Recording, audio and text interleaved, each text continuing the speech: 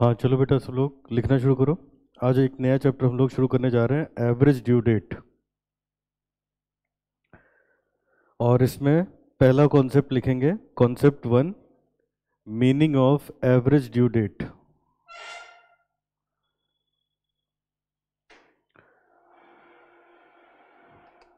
Meaning of average due date.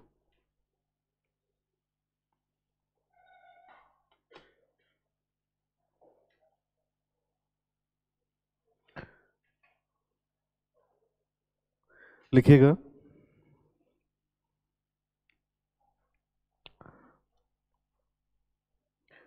It is the mean और equated date on which a single total payment may be made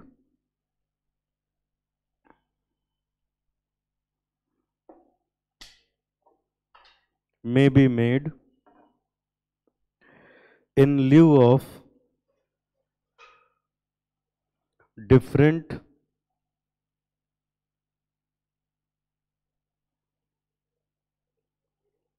payments on different dates without any loss to either party.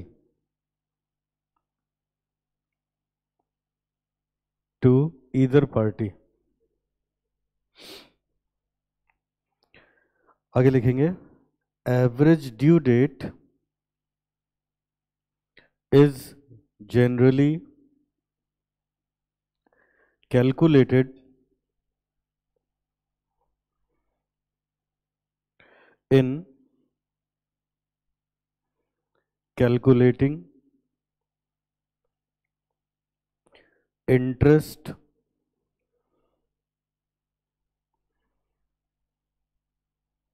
on drawing of partner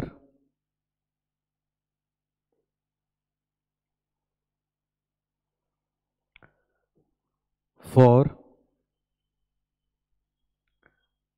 settling accounts between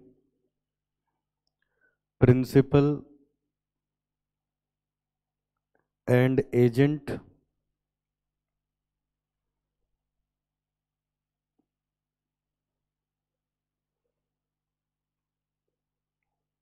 etc.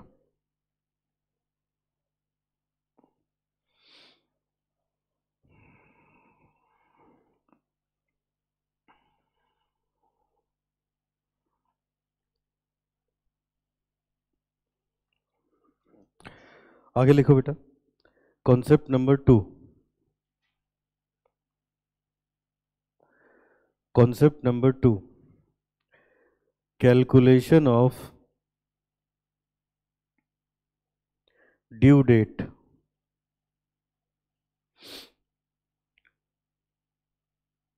Calculation of due date.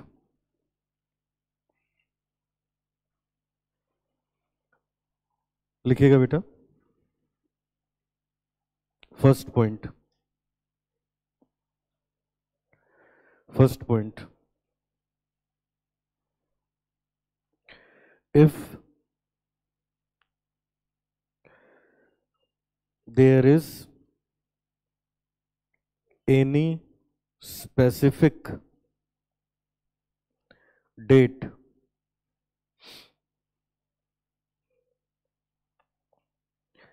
in the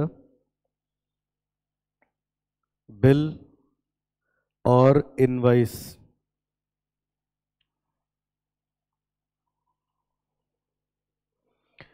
then due date will be that specific date.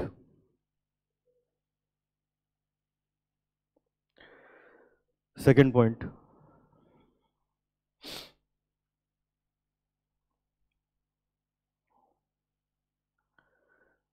if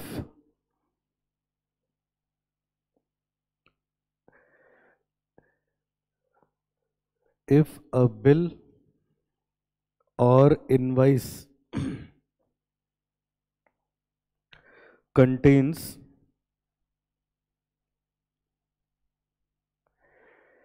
stated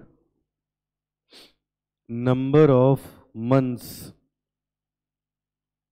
days after date, then due date will be on that date, which comes after adding stated number of months, days to the date of invoice plus 3 days of grace.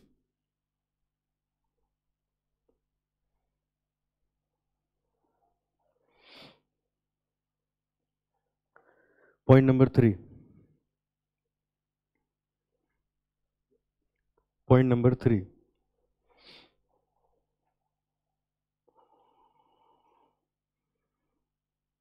इसमें लिखेंगे बेटा, if the month in which the period would terminate has no corresponding day,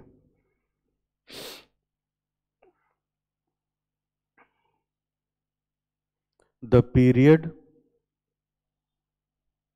shall be held to terminate on the last day of such month. On the last day of such month. Point number four.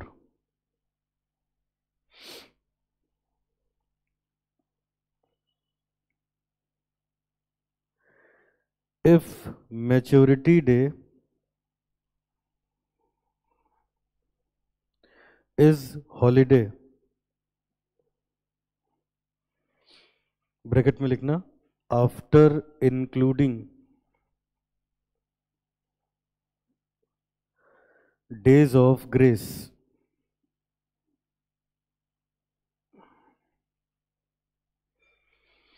तो यहां पे एक diagram बनाएंगे।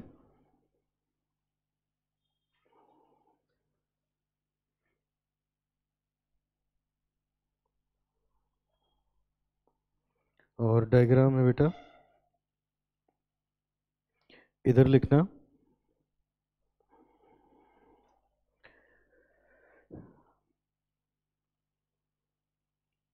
Public holiday अगर है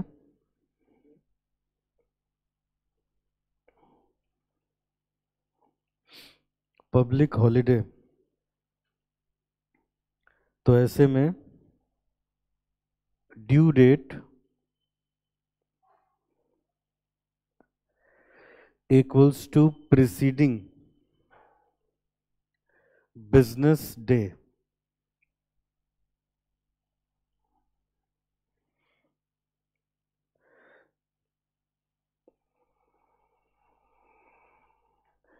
If preceding day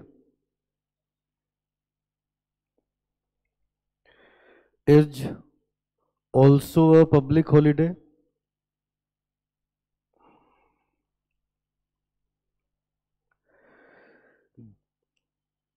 Due date equals to day preceding the previous day. Previous day. और इधर लिखेंगे इमरजेंसी और अनफॉरसीन हॉलीडे। तो ऐसे में ड्यू डेट होगी नेक्स्ट फॉलोइंग डे।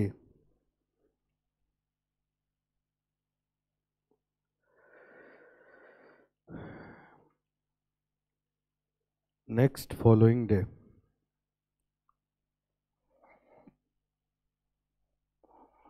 आगे लिखेंगे concept number 3, calculation of average due date where one party is involved and due date is given in question. Due date is given in question.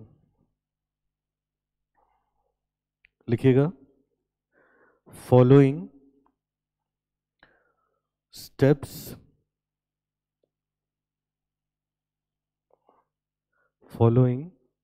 steps are used.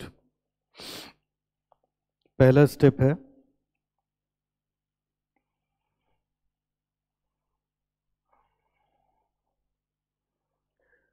take starting date as base date. Step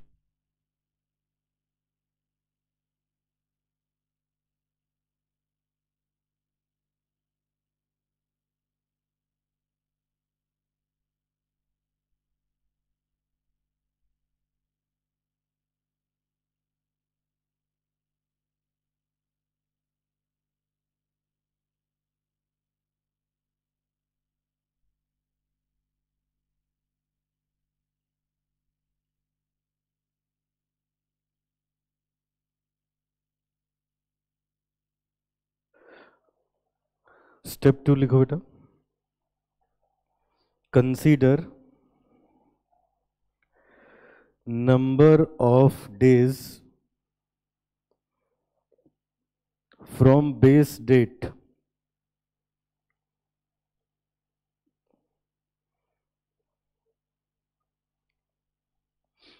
up to each due date.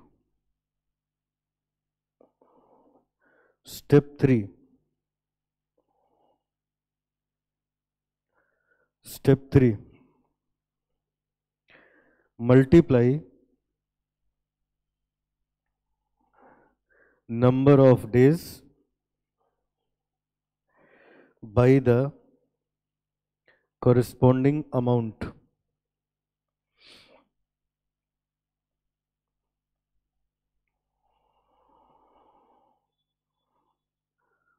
Step 4. Apply formula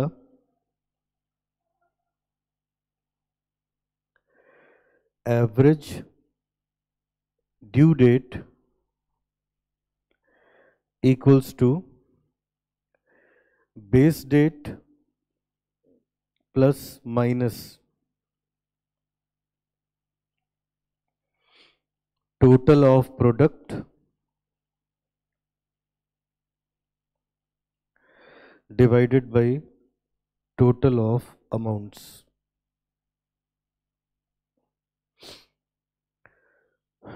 यहां तक complete करके बताओ बेटा।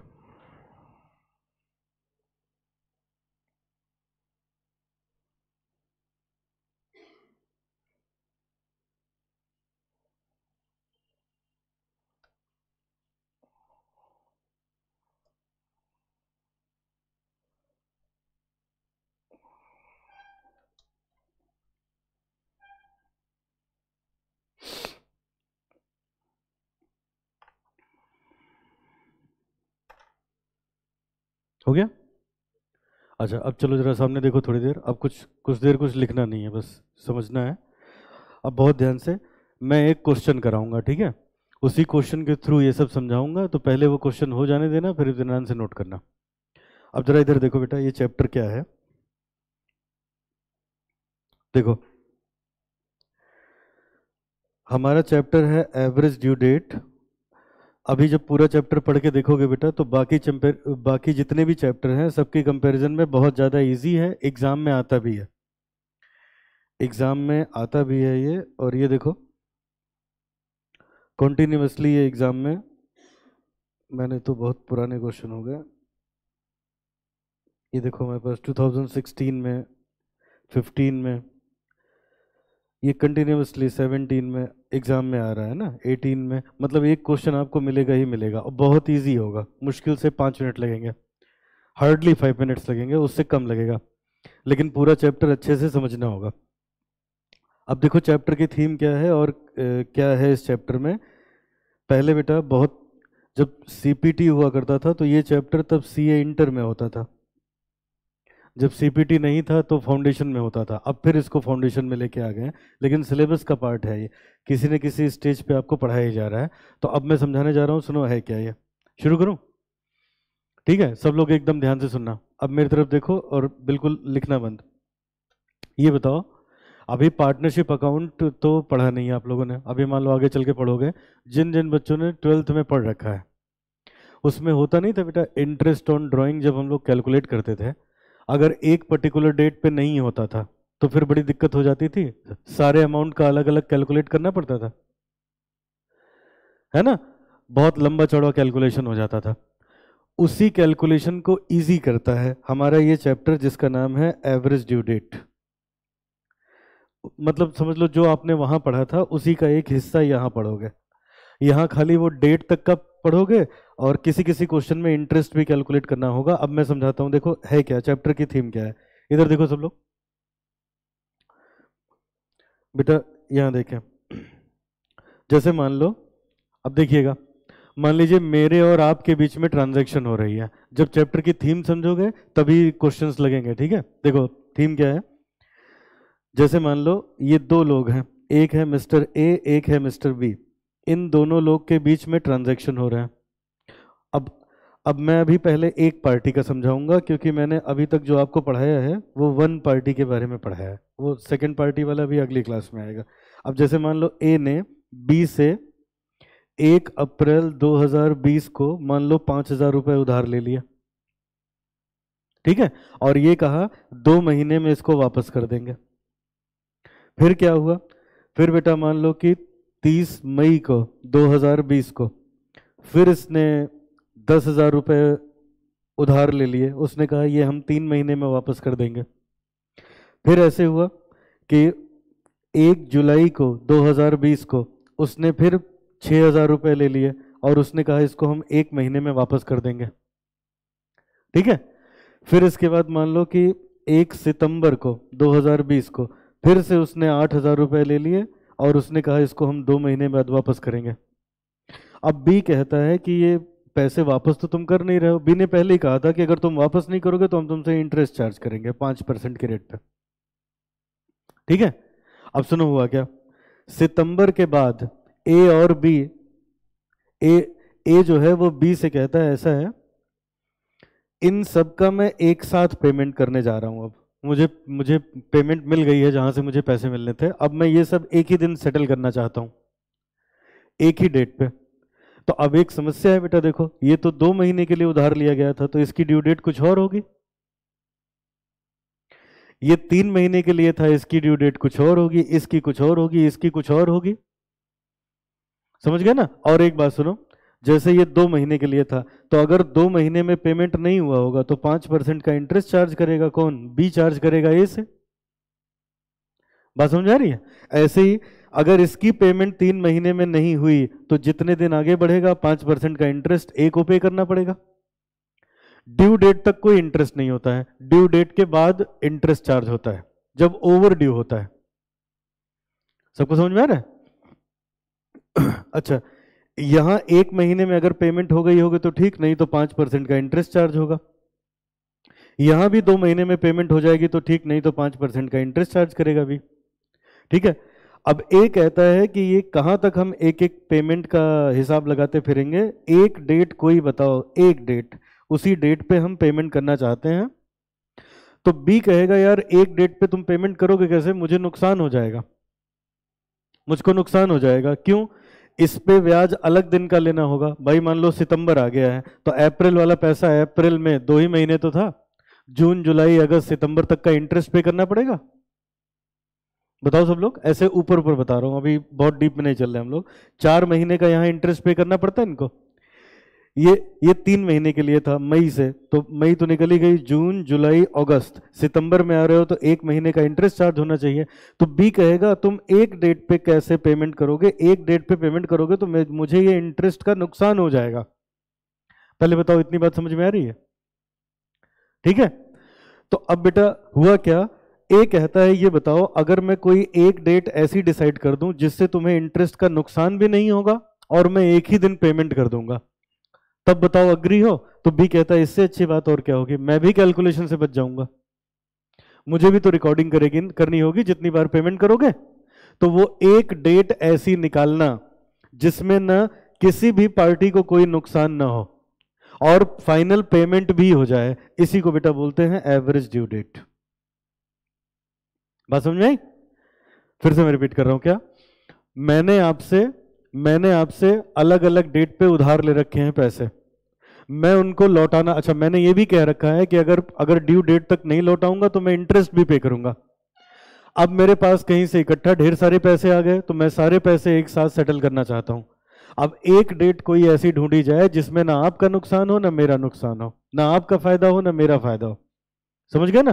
तो उसी एक date की calculation को ढूंढने के तरीके को हम लोग बोलते हैं एवरेज ड्यू डेट। बताओ कॉन्सेप्ट क्या है, ये समझ में है?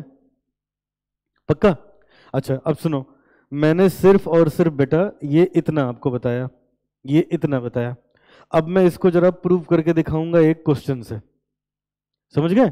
फिर किसी को फायदा घाटा नहीं होता, ये प्रूव करके दिखाऊंगा, फिर बाकी की चीजें पढ़ता जाऊंगा और फिर आगे हम लोग सवाल लगाएंगे। ठीक है, वो जो मैं प्रूव करूंगा वो आपके एग्जाम का पार्ट नहीं है, एग्जाम में खाली डेट निकालने को आती है, प्रूव करने को नहीं आता। प्रूव इसलिए करेंगे कि उससे एकदम कॉन्सेप्ट क्लियर हो जाएगा। शुरू करें?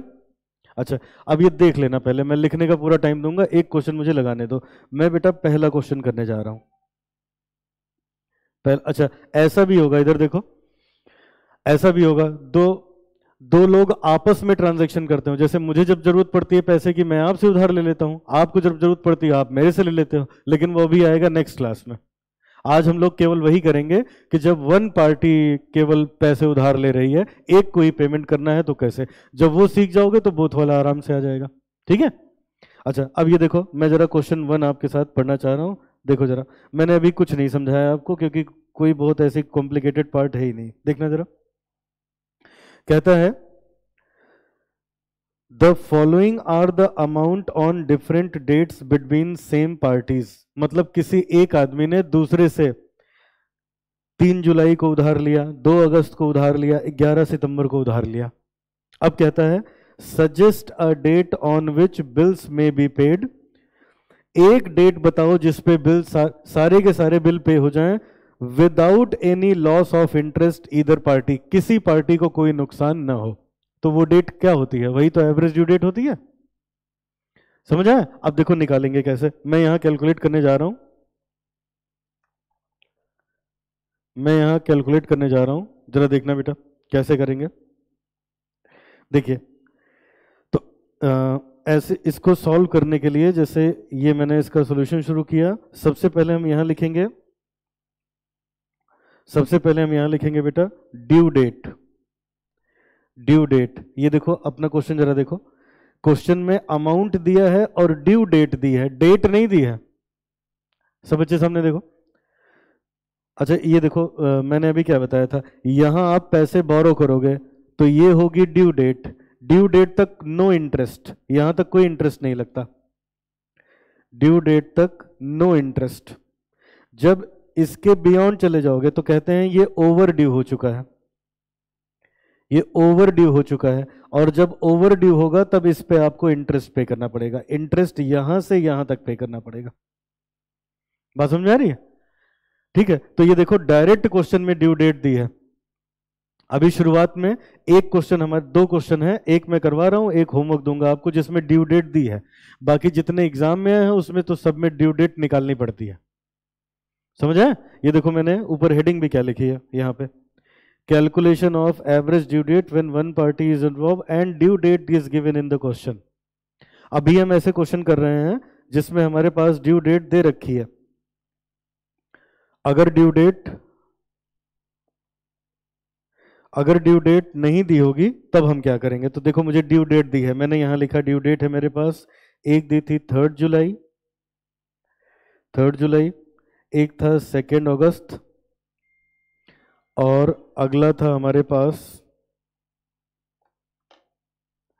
अगला था 11 सितंबर।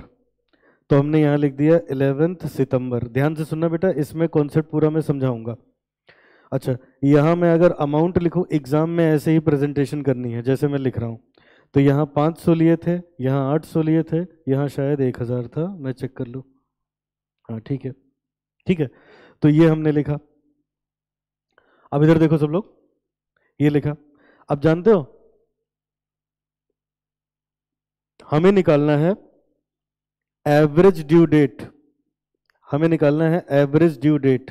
तो एवरेज ड्यू डेट निकालने का तरीका है, पहला स्टेप है, इधर देखो, जो क्वेश्चन में पहली डेट दी हो उसको बेस डेट ले लो।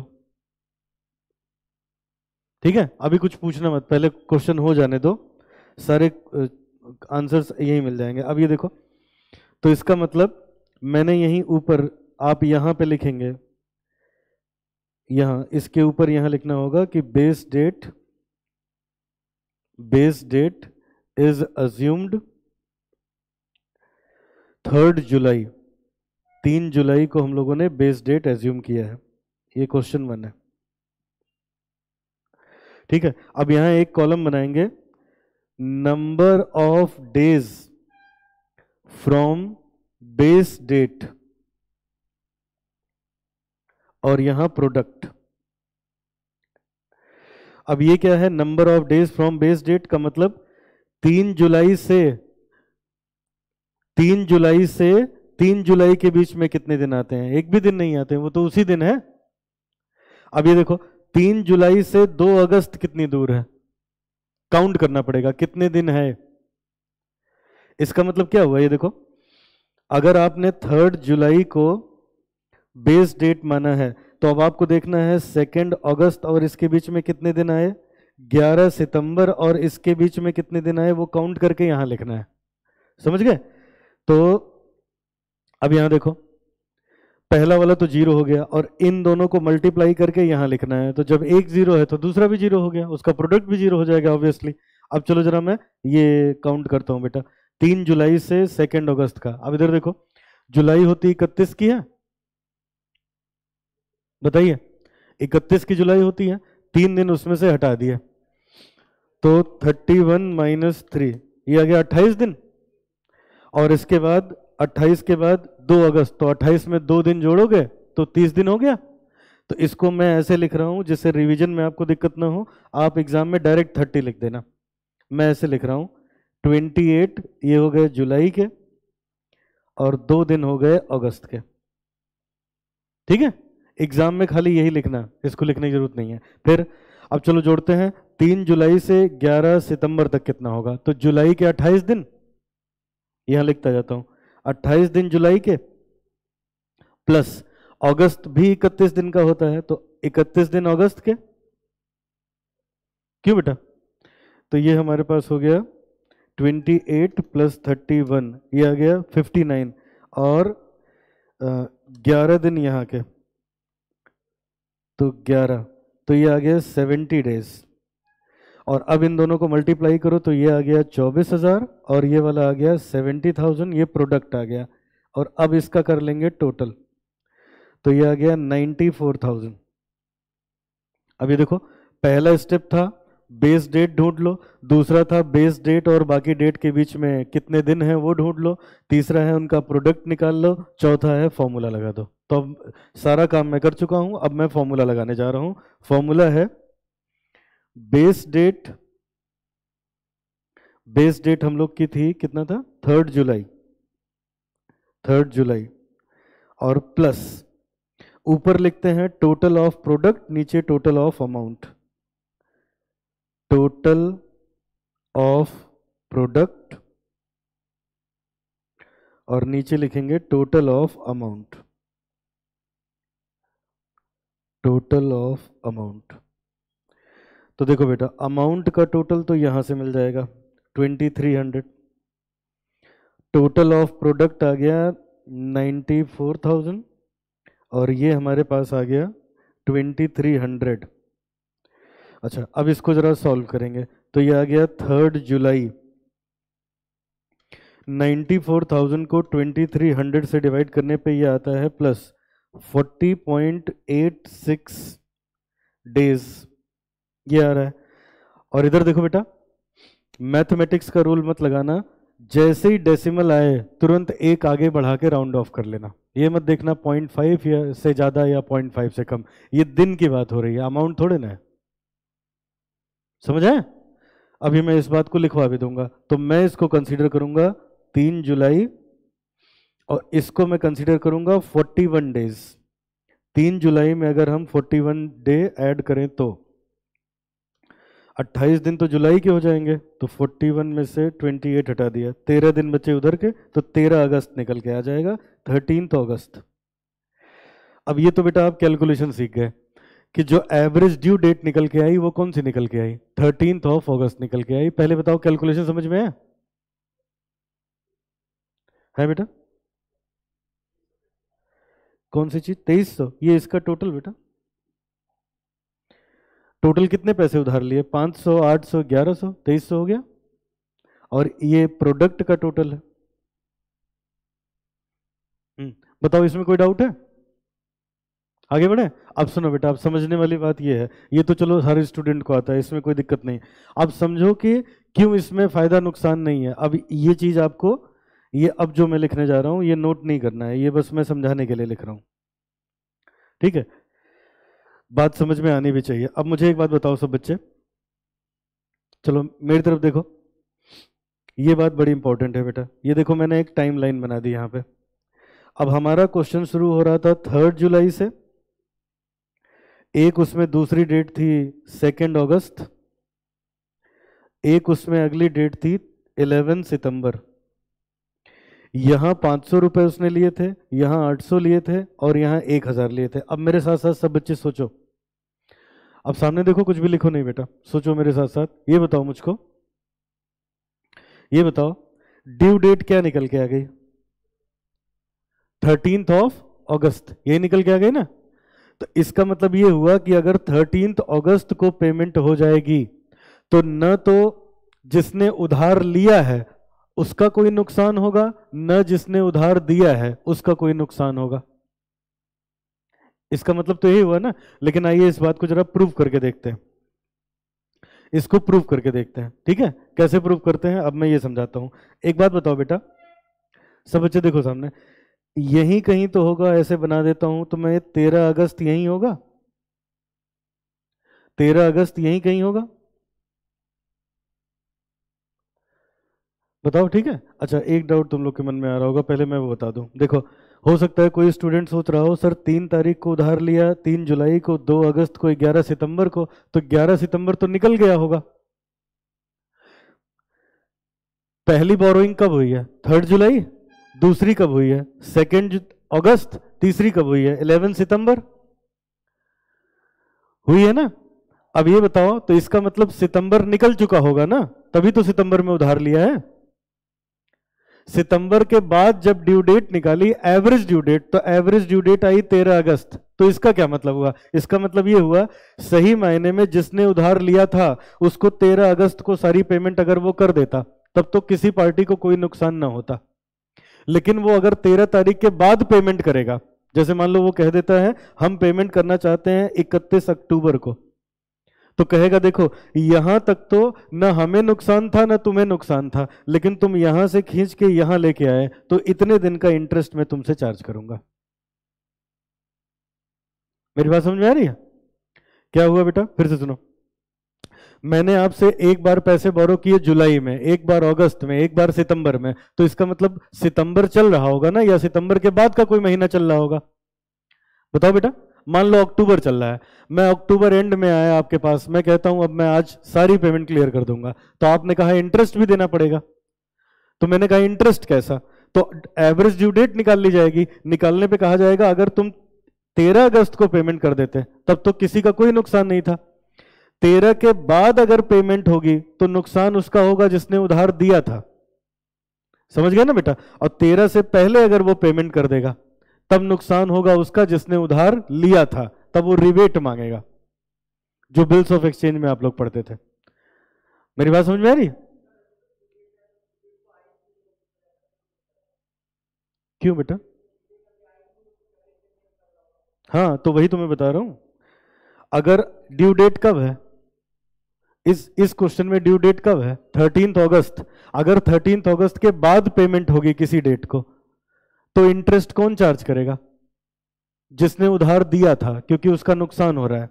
और अगर 13 अगस्त के पहले पेमेंट होगी, मान लो पेमेंट ऐसे तो नहीं होगी, क्वेश्चन में हो जाएगी कि उस पर्टिकुलर बैक डेट में जाके सेटल करवा दिया, तो फिर नुकसान किसका होगा? जिसने उधार लिया था तो वो रिबेट मांगेगा। बिल्स ऑफ एक्सचेंज में क्या पड़ा था?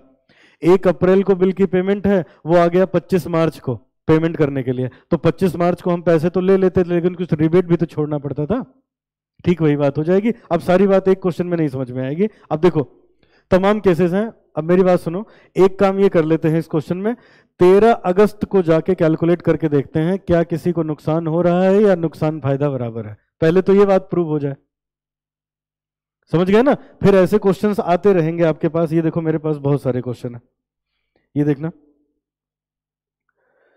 मेरे पास क्वेश्चंस हैं जिसमें ये देखो, अब जैसे ये एक क्वेश्चन है 15वां, इसमें ये लिखा है कैलकुलेट इंटरेस्ट पेबल ऑन 30 जून। अब इसकी एवरेज ड्यू डेट जो भी आ जाए, एवरेज ड्यू डेट जो भी आ जाए, कस्टमर कह रहा है हम तो 30 जून को पेमेंट करेंगे, तो जब तुम 30 जून को करोगे तो अगर ड्यू डेट के बाद आता होगा तो तुमको ब्याज देना पड़ेगा। बोलो बेटा। और ड्यू डेट से पहले जाता होगा तो तुम रिबेट ले जाओ। पॉइंट समझ में है? लेकिन मेरे इस क्वेश्चन में मुझे कुछ नहीं दिया, क्योंकि ये तो पहला पहला क्वेश्चन है, तो इसमें ऐसी कोई नहीं बात। हमसे बस ये कह दिया गया है कि वो डेट निकाल लो जिसपे किसी को कोई लॉस ना हो, तो वो डेट निकल के आ चुकी है। कौन सी डेट है वो? 13 अगस्त। अब एक बार ये चेक कर लेते हैं कैसे किसी को कोई लॉस नहीं हो रहा है। बताओ, पहले इतनी बात बढ़िया समझ में आ गई? ठीक है। अब ये देखो कैसे किसी को लॉस नहीं हो रहा है। अब मैं ये बात समझाने जा रहा हूं, देखिए जरा, एक बात बताओ जरा, एक बात बताओ, अब इस क्वेश्चन में क्या कोई रेट ऑफ इंटरेस्ट दिया है? सब बच्चे बताओ। नहीं दिया है, तो अपने मन से मान लेते हैं कोई एक परसेंटेज, मान लो 5% का ले लिया, अपने मन से कोई एक रेट हम लोगों ने ले लिया 5% का। अब मुझे एक बात बताओ, अगर यहां पेमेंट होगा, अगर यहां पेमेंट होगा, सब लोग सामने स्क्रीन पे देखना बेटा, नहीं तो आएगा नहीं समझ में। अगर यहां पेमेंट होगा तो ये बताओ, इस पैसे की ड्यू डेट यहां थी, लेकिन जब यहां जाएगा तो इस 500 रुपए पे, 500 रुपए पे इतने दिन का इंटरेस्ट, इतने दिन का इंटरेस्ट जिसने उधार दिया है वो चार्ज करेगा कि नहीं करेगा? एक सेकंड के लिए मान लो 13 अगस्त को पेमेंट हो रही है, 13 अगस्त को अगर पेमेंट हो रही है तो इसकी तो ड्यू डेट ही 3 जुलाई थी। 3 जुलाई से खींच के ले जाके आप 13 अगस्त को पेमेंट कर रहे हो, तो उतने दिन का ब्याज देना पड़ेगा कि नहीं देना पड़ेगा? देना पड़ेगा। अच्छा, फिर सुनो अगली बात।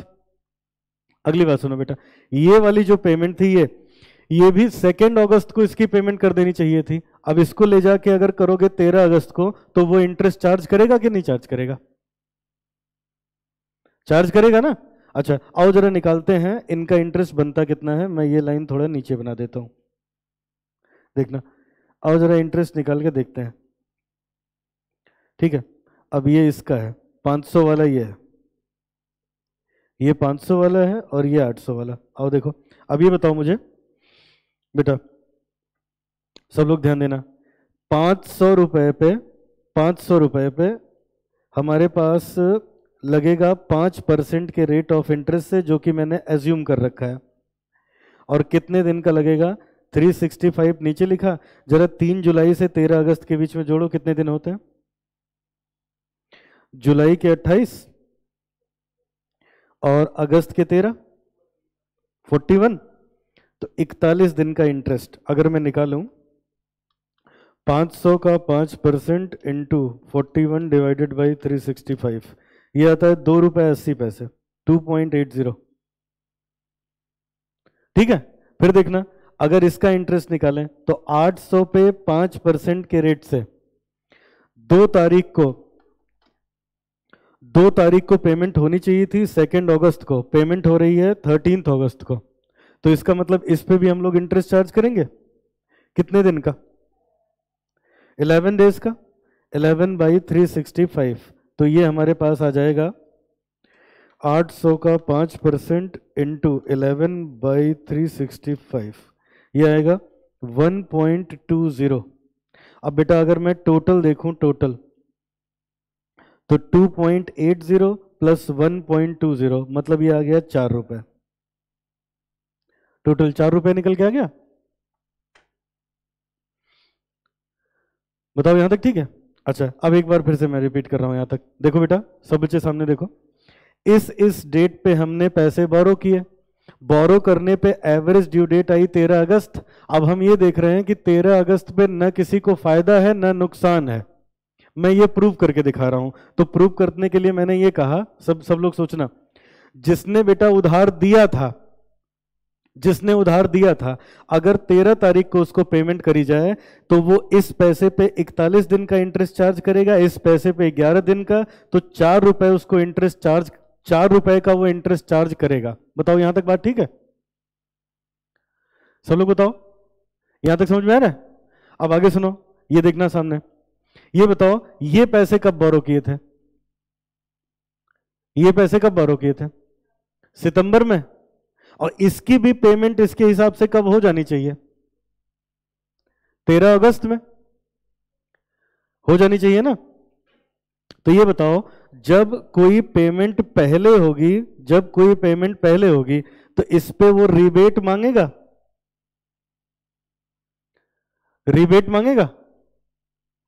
पहले पेमेंट होगी तो रिबेट मांगा जाएगा ना। रिबेट मांगा जाएगा तो जरा 13 अगस्त से सितंबर में देखो कितने महीने हुए, कितने दिन हुए?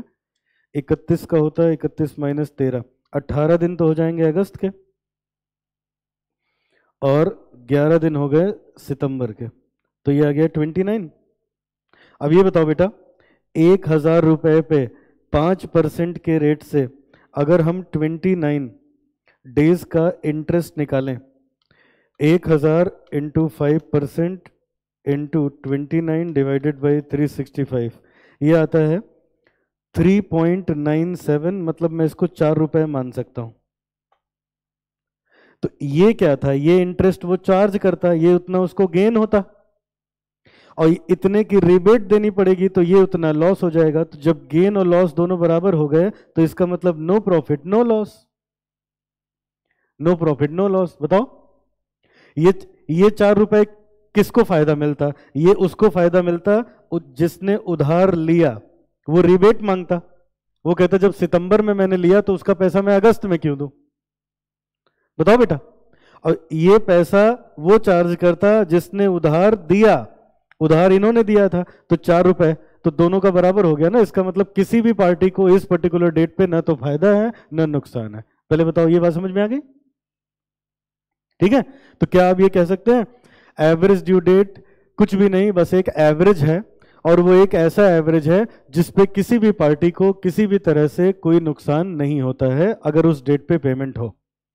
ठीक है। अच्छा, मुझे एक बात का सब बच्चे जवाब दो, क्या ड्यू डेट तक इंटरेस्ट चार्ज होता है या ओवर ड्यू होने पे इंटरेस्ट चार्ज होता है? ओवर ड्यू होने पे इंटरेस्ट चार्ज होता है, समझ गए ना? तो ड्यू डेट तक कोई इंटरेस्ट चार्ज नहीं होता। अच्छा, तो अब यहाँ आओ, चलो ये क्वेश्चन कराना पॉइंट नहीं था, अब ये देखो, तो मैंने यहाँ बस इतना आपको लिखवाया कि एवरेज ड्यू डेट है क्या। अब ये प्रॉब्लम कई जगह आती है, ये उसको सॉल्व करता है, ये मैंने आपको समझा दिया था। अब ये देखो, ये रहा। अब कैसे निकालना है एवरेज ड्यू डेट? तो बेटा नंबर एक, पहले हम बेस डेट को, स्टार्टिंग डेट जो होगी उसको बेस डेट ले लेंगे, फिर हम डेज निकालेंगे, प्रोडक्ट निकालेंगे और फॉर्मूला लगा देंगे, हमारे पास एवरेज ड्यू डेट निकल के आ जाएगी। एक बात मैं और बता रहा हूं इससे पहले कि आप पूछो, कोई रूल नहीं है कि स्टार्टिंग डेट को ही बेस डेट मान लो। आप 3 जुलाई से 11 सितंबर के बीच में कोई भी डेट ले लो, जो इस सवाल में है चाहे नहीं है, आंसर यही आएगा। समझ गए ना? आंसर यही आएगा। लेकिन प्रॉब्लम क्या होगी, इधर देखो, मान लो थोड़ी देर के लिए मैंने ले लिया यहां पे 10 सितंबर बेस डेट, तो 10 सितंबर लेने पे यहां कुछ आंसर आता कि नहीं आता? बताओ, आता ना?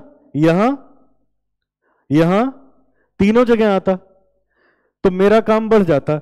इससे करने पे एक जीरो हो जाता है, तो आधा काम हल्का हो जाता है। जब बेस डेट को ही, स्टार्टिंग डेट को ही बेस डेट मान लेंगे तो एक जीरो हो जाएगा। एक जीरो हो जाएगा तो कम से कम एक में तो काम नहीं करना पड़ेगा, इसलिए हम लोग चालाकी करते हैं, उसी को बेस डेट मानते हैं। अदरवाइज घर पे जाना, इसमें से कोई भी एक डेट लेके कैलकुलेशन करोगे, आंसर वही आएगा। ये लोगों मैं करके दिखाई देता हूँ, देखो 1 मिनट लगेगा। बताओ कौन सी बेस डेट ले लूँ? 10 तारीख लेके कर लूँ? ये लो, मैं ऐसे लिख रहा हूं, ये नोट मत करना, अमाउंट वही है। अब मान लो बेस डेट है 10 तारीख, तो जोड़ो जरा, 3 जुलाई से 10 सितंबर के बीच में कितने दिन हुए? फटाफट बताओ। 3 जुलाई से 10 सितंबर के बीच में, जुलाई के 28, अगस्त के 31, सितंबर के 10, यही ना? तो ये हो गया 28 प्लस 31 प्लस 10, ये है 69 डेज। 2 अगस्त से जोड़ो बेटा, तो 31 माइनस 2, 29 दिन हो जाएंगे अगस्त के, और 10 दिन सितंबर के, 39, और ये 1 दिन हो जाएगा, होगा ना? अब ये देखो, मैं प्रोडक्ट लिख रहा हूं, 500 इंटू 69, 500 इंटू 69, ये हो गया 34,500। 800 इंटू 39, 31,200, और ये आ जाएगा 1,000। अगर मैं इसका टोटल कर लूं, 34,500 प्लस 31,200 प्लस 1,000, 66,700, ये आ रहा है। अब देखो, मैं ये फॉर्मूला लगा रहा हूं, यहां लिखा 10 सितंबर, 10 सितंबर, यहां लिखा हमने 10 सितंबर और प्लस, अब ये देखो इधर देखना बेटा, यहां 2 चीज थी ना, प्लस भी था और माइनस भी था, प्लस भी था और माइनस भी था। तो देखो यहां क्या था, जुलाई के बाद अगस्त आता है और जुलाई के बाद सितंबर आता है, तो ये सब प्लस में थे, समझ रहे हो ना? और यहां बेस डेट हमने क्या लिया है? 10 सितंबर, तो सितंबर से पहले जुलाई आता है ना, तो ये जो है ये माइनस में लिखा जाएगा, ये वाला इससे पहले ही आता है, ये माइनस में लिखा जाएगा, इससे पहले ही आता है, तो ये कैसे लिखा जाएगा? माइनस में। प्लस माइनस का लॉजिक समझ में है? पहले बेस डेट क्या ली थी? जुलाई, जुलाई के बाद आता है अगस्त, अगस्त के बाद आता है सितंबर, तो ये डेट्स किस में आ रही थी? प्लस में। हम आगे बढ़ रहे थे, अब हम पीछे जा रहे हैं, तो ये डेट्स किस में आएंगी? माइनस में। तो ये जो अमाउंट है ये सारा का सारा किस में आएगा? माइनस में। तो ये भी किस में होगा? माइनस में। तो 10 से अब ये देखो, जहां 1000, अच्छा 1000 प्लस में होगा, ओके, तो ये एडजस्ट होके कितना हो जाएगा? 56, 34,500 प्लस 31,200 और माइनस 1,000, ये आ जाएगा 64,700। इन्होंने कहा ये प्लस में होगा, बिल्कुल सही बात है, हम लोग गलत कर रहे थे। अब ये देखो, जहां बेस डेट लिखनी चाहिए वहां 10 सितंबर लिख दिया, और यहां पे माइनस लगाया क्योंकि ये माइनस में है। 64,700 डिवाइडेड बाई, अमाउंट तो वही रहेगा 2300, अगर हम डिवाइड करें, डिवाइडेड बाई 2300, तो ये आता है 10 सितंबर माइनस 28.13 डे, तो ये हो जाएगा 29 डेज। जरा 10 सितंबर में से 29 दिन घटाओ, वही आ जाएगा 13 अगस्त। 10 सितंबर में से 29 दिन घटाओ, 13 अगस्त आ जाए। अरे 13 अगस्त में 29 दिन जोड़ दो तब भी तो यही आ जाएगा। बताओ बेटा, 13 अगस्त में अगर हम अगस्त के कितने दिन बच गए अपने पास, 31 माइनस 13, 18 दिन अगस्त के बच गए, तो ये अगस्त कंप्लीट हुआ। और हमने 29 में से 18 हटा दिया तो 11 बचा, तो ये हमारे पास आ गया प्लस 11, तो कितना आ गया, वही डेट आ जाएगी। तो मतलब कहने का ये है कि आप कोई भी डेट लें आंसर वही आएगा, लेकिन हम लोग क्या करेंगे, हमेशा बेस डेट लेके तब काम करेंगे, इतना एक्सपेरिमेंट करने का टाइम नहीं एग्जाम में। तो इसको हम कहते हैं एवरेज ड्यू डेट। अब ये इंटरेस्ट ऑन ड्राइंग में, या ऐसे दो लोग जो फ्रीक्वेंटली आपस में ट्रांजैक्शन करते हैं, उनके लिए बेटा ये, उनके लिए ये हेल्पफुल होता है। अच्छा, अब बताओ सबको ये कैलकुलेट करना आ गया, एवरेज ड्यू डेट कैसे निकालोगे? पहला काम क्या करोगे बताओ, स्टेप 1, बेस डेट लोगे। कौन सी बेस डेट होगी? जो फर्स्ट डेट दी होगी वो क्या हो जाएगी, फर्स्ट ड्यू डेट, वही क्या हो जाएगी, बेस डेट। अच्छा, उसके बाद क्या निकालोगे, बेस डेट से जो गिवन डेट है उसके बीच में कितने का गैप है, फिर अमाउंट को मल्टीप्लाई करके प्रोडक्ट निकाल लोगे और फिर ये फॉर्मूला लगा देंगे, आंसर आ जाएगा। और फिर ये फॉर्मूला लगा देंगे, आंसर आ जाएगा। इस तरीके से हमें काम करना है। अच्छा, अब मुझे एक बात बताओ, जैसा अभी क्वेश्चन हमने किया है, क्या आप ऐसा क्वेश्चन में एक होमवर्क दे दूं, लग जाएगा? तो बेटा आपके लिए होमवर्क है क्वेश्चन नंबर 32, आज का पहला होमवर्क 32, मैं यहां लिख दे रहा हूं।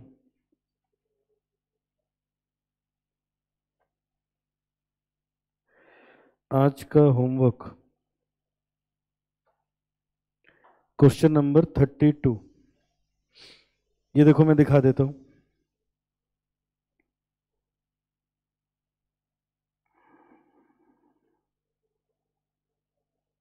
ये देखो बेटा, ये ट्रांजैक्शन डेट है, ये ड्यू डेट है। तो जब मुझे ड्यू डेट दी है तो मैं इसी से क्वेश्चन लगाऊंगा, मुझे इसका करना ही क्या है। समझ आया ना? प्रॉब्लम तब होती जब मुझे ड्यू डेट ना दी होती। सब बच्चे देख लो, ट्रांजैक्शन डेट भी दी है, ड्यू डेट भी दी है, तो ट्रांजैक्शन डेट का क्या करना, ट्रांजैक्शन डेट इसलिए चाहिए क्योंकि ड्यू डेट निकल जाए। जब ड्यू डेट ही दे रखी है तो क्या करना, क्योंकि इंटरेस्ट तो ड्यू डेट से चार्ज होगा ना। हम तो एवरेज ड्यू डेट निकालते हैं ना, एवरेज ट्रांजैक्शन डेट थोड़े ना निकालते हैं। समझ आए? तो इसको देखना भी मत, इसी से एवरेज ड्यू डेट कैलकुलेट कर लेना। आगे बढ़ो, यहां तक ठीक है? अच्छा चलो अब लिखो जरा आगे, कॉन्सेप्ट नंबर 4, सब लोग लिखो। Concept number 4, calculation of average due date when one party is involved and due date are missing।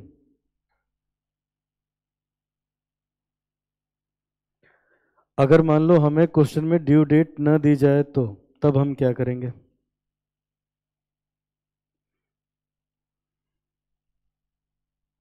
लिखिएगा, in these type of questions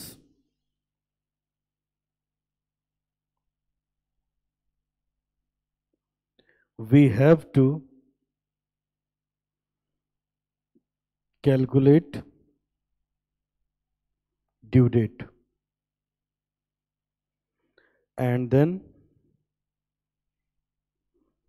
we apply steps of concept 3। पहले ड्यू डेट निकालेंगे, फिर concept 3 में जो 4 step पढ़े थे वही 4 step लगा देंगे और आंसर आ जाएगा।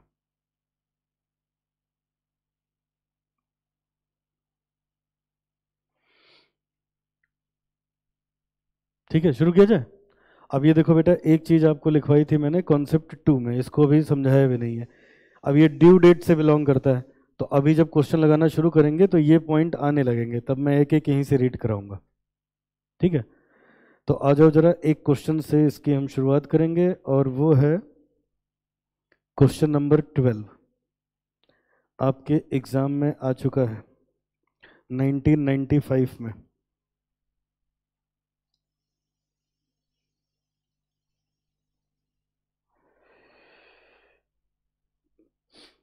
ये 1995 में 15 नंबर के लिए आया था बेटा। आओ देखो क्या लिखा है। चलो अब सुनो, ये ऐसा क्वेश्चन है कि ड्यू डेट अभी तक आपने नहीं निकाला है, तो इसको फिर से मेरे साथ साथ आराम से फिर। अब आगे जो क्वेश्चंस हैं, कई सारे क्वेश्चन सेम टाइप के हैं, तो उसमें मुझसे आगे भी चल सकते हो, कोई दिक्कत नहीं है।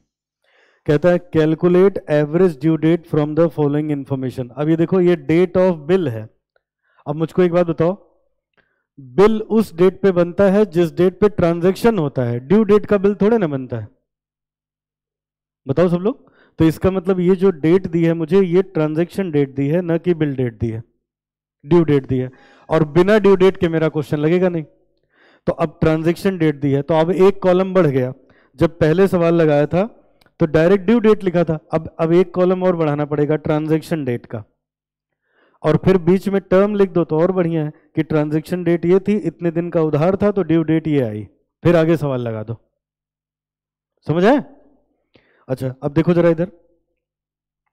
तो इस क्वेश्चन को लगाने के लिए बेटा मैं जरा फॉर्मेट बना लूं, फिर आपके साथ साथ लिखता जाता हूं। चलो मेरे साथ साथ लिखो आप भी। सबसे पहले डेट ऑफ बिल, फिर बीच में लिखना टर्म, फिर ड्यू डेट। अच्छा एक मिनट बेटा, एक मिनट, ये प्रेजेंटेशन सीख लो एग्जाम में कैसे करना है। हर क्वेश्चन में मैं नहीं लिख पाऊंगा, ऐसे लिखो। कैलकुलेशन, एग्जाम में आपको ऐसे लिखना है, calculation of average due date, calculation of average due date. और ये जरूर लिखना टेकिंग, जो भी फर्स्ट डेट होगी अभी मैं देख लूंगा, एज बेस डेट।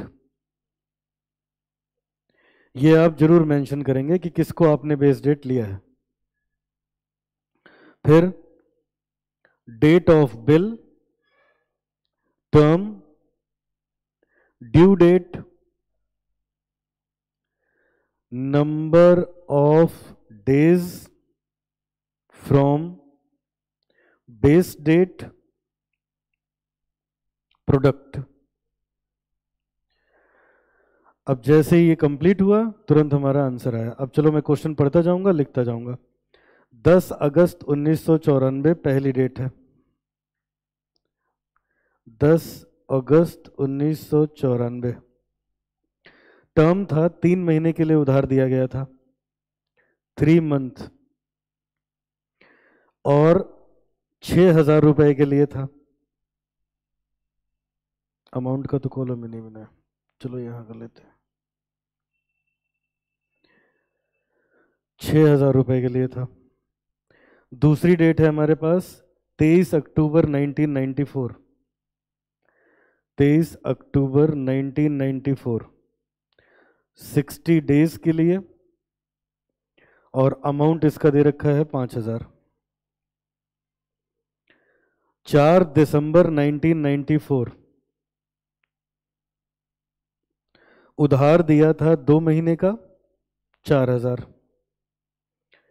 2 महीने के लिए 4,000। अगला है 14 जनवरी 1995, 60 दिन के लिए 2,000।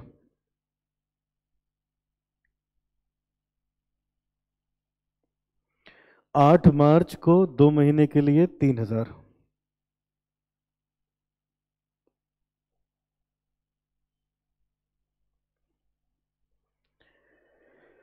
अच्छा अभी तो खाली क्वेश्चन हो पाया है, अब चलो आंसर शुरू कर रहे हैं। अब बताओ, पहले आप बच्चे बताओ, बेस डेट किसको ले लूं, बताओ। 10th of August first date, तो मैंने यहां लिख दिया 10th अगस्त।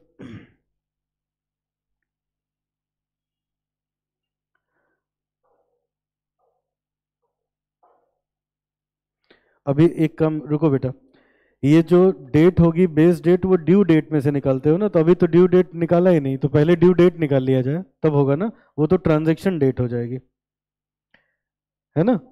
आइए अब जरा ड्यू डेट निकालता हूं मैं।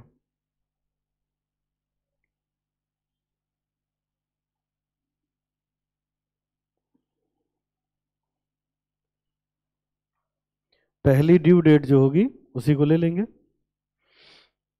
Due date. अच्छा, अब बेटा इसी में प्रॉब्लम है, तो चलो अब मेरे साथ साथ सब बच्चे सुनो। बताऊं मैं, ठीक है। अब प्लीज लिखना बंद कर दो, ये बहुत छोटी छोटी मिस्टेक्स हैं जो हो जाती हैं, एकदम इजी क्वेश्चन भी आपसे गलत हो जाता है, तो जरा ये समझ लो। इधर देखो, अभी एक क्वेश्चन मैंने आपको दिखाया था 32 वाला, जो आज होमवर्क दिया है 32 वाला। बेटा ये बहुत छोटे छोटे पॉइंट्स हैं, प्लीज ध्यान देना, इसी पे सारे स्टूडेंट गड़बड़ करते हैं।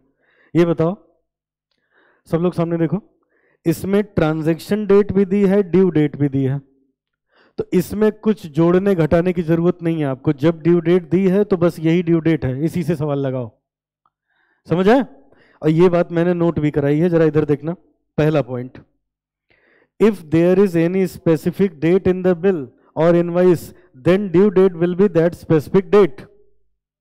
मतलब क्वेश्चन नंबर 32 ऐसा है जिसमें हमें डेट दे रखी है, तो बस वही डेट है, हमें डेट निकालने की जरूरत नहीं है, समझ गए। लेकिन अगर हमारे पास कोई टर्म दिया होगा, अगर हमारे पास कोई टर्म दिया होगा तब तब ड्यू डेट निकालनी पड़ेगी। अब ये देखो, जैसे इसमें लिखा है, जो अभी क्वेश्चन कर रहे हैं, कौन सा क्वेश्चन कर रहे हैं बेटा, हाँ 12,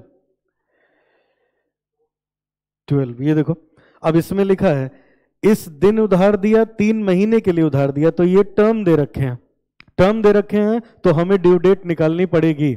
अच्छा, ड्यू डेट निकालेंगे कैसे, देखो ड्यू डेट ऐसे निकालेंगे, यहां से 3 महीने काउंट करेंगे, जो डेट आएगी उस डेट में 3 दिन जोड़ेंगे ग्रेस के, समझ गए ना। तो जो डेट आएगी वही हमारे पास डेट होगी। बात समझ में आ रही, फिर से सुन लो। 10 अगस्त से 3 महीने काउंट करेंगे, जो डेट आएगी वही 10 अगस्त से 3 महीने काउंट करेंगे, उसमें 3 दिन और जोड़ देंगे, तो जोड़ देंगे, तब जो डेट आएगी उसी को क्या बोलेंगे, ड्यू डेट। यहां तक ठीक है। अच्छा, अब चलिए आगे बढ़ते हैं। अब उसमें वो हॉलीडे वगैरह का पॉइंट है, इसी क्वेश्चन में शायद आ जाना चाहिए। चलो अब मैं जोड़ने जा रहा हूं, देखो, चलो बताओ जरा, ऐसे जोड़ो, कैसे काउंट करोगे देखना। सब बच्चे देखो इधर, 10 अगस्त से 10 सितंबर, 10 सितंबर से 10 अक्टूबर, 30 दिन, 31 दिन के चक्कर में मत पड़ना, जब मंथ लिखा है तो मंथ से चलो। 10 अगस्त से 10 सितंबर एक महीना, 10 सितंबर से 10 अक्टूबर दूसरा महीना, सितंबर अक्टूबर नवंबर, फिर 10 अक्टूबर से 10 नवंबर तीसरा महीना। अब 10 नवंबर में 3 दिन जोड़ दो, क्या आया, 13 नवंबर। अब एक बार चेक कर लो, 13 नवंबर को कोई छुट्टी तो नहीं होती, नहीं, 14 नवंबर को होती है पब्लिक हॉलीडे, जो जो गवर्नमेंट ऑफ इंडिया अनाउंस करती है, तो नहीं होती छुट्टी, तो 13 तारीख जो है वही ड्यू डेट हो गई। मान लो उस दिन कोई पब्लिक हॉलीडे होती तो एक दिन पहले, सडन हॉलीडे होती तो एक दिन बाद। सब लिखवा दिया है आपको, ठीक है। तो क्या लिख दूं ड्यू डेट में, इसकी ड्यू डेट में लिख दिया हमने 13 नवंबर 1994, तो मुझे मेरी बेस डेट भी मिल गई 13 नवंबर 1994। अच्छा बेटा, पहले में उसने, अच्छा ये आ जाएगा 0, तो यहां भी आ जाएगा 0। अब सुनो, जो पहला टर्म था वो मंथ में दिया था, तो मंथ में काउंट कर लिया, अब डेज में दूसरा दिया है, तो अब डेज से काउंट करना पड़ेगा। अब बेटा ये देखना होगा, देखो इधर, 10 अगस्त और 23 अक्टूबर के बीच में कितने दिन का गैप है, ये देखना पड़ेगा, ठीक है। तो मैं यहां लिख रहा हूं, देखो दूसरा वाला, ये बताओ 10 अगस्त है, तो इसका मतलब कितने दिन हुए अगस्त के, 21, 31 दिन का होता है ना, तो 21 दिन हो जाएंगे अगस्त के, अगस्त के बाद सितंबर के 30 और 23 इसके, 23 हो गए अक्टूबर के। तो अगर ऐड कर लें तो 21 प्लस 30 प्लस 23 74। नहीं, ये कर क्या रहा, एक मिनट बेटा, एक मिनट, वो थोड़े ना निकालना है ना, पहले तो ड्यू डेट निकालनी पड़ेगी ना, तब डिफरेंस निकालना पड़ेगा। तो पहले 60 दिन जोड़ो, इसमें छोड़ो, गलत कैलकुलेट। अब जरा 23 अक्टूबर से 60 दिन आगे बढ़ो, तो अक्टूबर होता है 31 दिन का, 31 में से 23 हटा दिया तो अक्टूबर के 8 दिन हो गए। फिर नवंबर में होते हैं 30 दिन, और दिसंबर में अपने पास होते हैं 31, लेकिन 31 तक जाना ही नहीं पड़ेगा, 38 इधर ही हो गया था, 60 माइनस 38 22, तो 22 दिसंबर ये हुआ, और 3 दिन और जोड़ोगे तो 25 दिसंबर, और हाँ 25 दिसंबर को हम लोग के पास क्रिसमस होता है। तो जब भी पब्लिक हॉलीडे आएगी तो एक दिन पहले, सडन हॉलीडे आएगी तो एक दिन बाद, ठीक है। तो ये क्या लिख रहे हैं यहाँ पे, 24,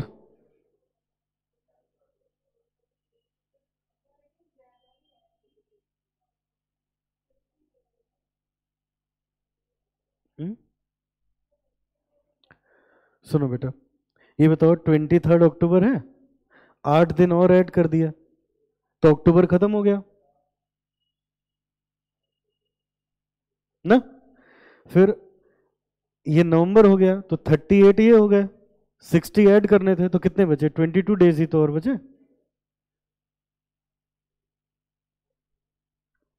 तो दिसंबर ही तो रहेगा ना,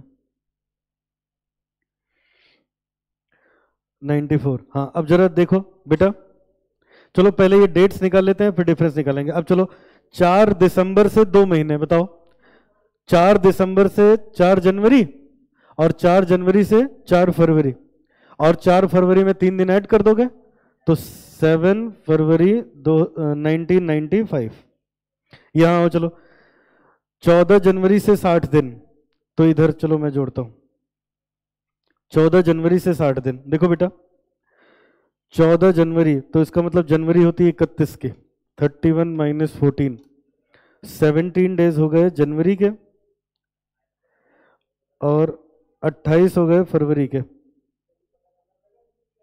हाँ पता करना पड़ेगा, जो ईयर 4 से डिवाइड होगा वो लीप ईयर है, नहीं होगा तो नहीं है, समझ आए। आप तो 1995 में हो ना, 1995 4 से डिवाइड थोड़े ना हो रहा है। तो ये फरवरी हो गई, कितने हो गए, 17 प्लस 28, 45 दिन हो चुके हैं, 60 चाहिए तो 15 दिन और, 15 मार्च, 15 में 3 और ऐड करोगे 18 मार्च। अब 8 मार्च से 2 महीने, तो 8 मार्च से 8 अप्रैल, 8 अप्रैल से 8 मई, और 8 मई में 3 दिन जोड़ेंगे 11 मई। चलो अब डेज काउंट करके फटाफट बता दो, क्वेश्चन लग गया। पहले में नहीं, यहां पे वो तो लिख दिया बेटा। अच्छा अब चलो हम लोग को जोड़ना है बेटा, यहां से इन डेट्स के बीच में कितने का गैप है, इनके बीच में, इनके बीच में, इनके बीच में, इनके बीच में कितने का गैप है, ये निकालना है। तो बताओ 13 नवंबर और 24 दिसंबर के बीच में कितने दिन का गैप हुआ, नहीं बेटा 13 नवंबर है ना, तो 30 दिन का नवंबर होता है, माइनस 13, 17 दिन हो गए नवंबर के, और 24 दिन यहाँ के, 41 दिन। अच्छा फिर देखो, नवंबर ये हो गया दिसंबर, अब यहाँ 7 फरवरी है तो नवंबर दिसंबर हो ही रखा है, नहीं नवंबर दिसंबर के पूरे हो जाएंगे, जनवरी के पूरे हो जाएंगे, फरवरी के 7, 31 प्लस 31 प्लस 17 प्लस 7 86। अच्छा अब ये आओ यहाँ पे 18 मार्च, तो नवंबर दिसंबर जनवरी फरवरी, 18 दिन मार्च के, जोड़ो जरा तो 17 प्लस 31 प्लस 28 प्लस 18, 125।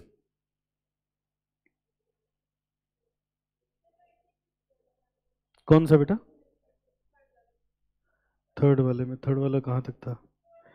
7 फरवरी तक का। अरे बेटा 7 इधर का होगा, ये इसको ऐड कर लो।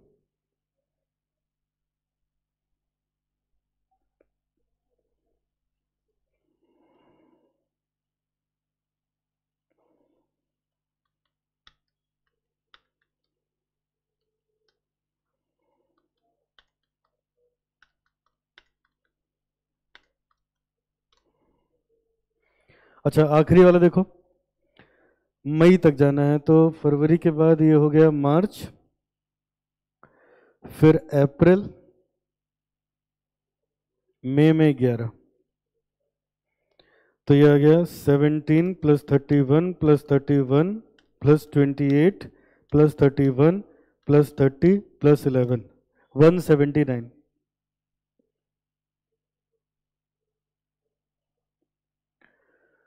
179।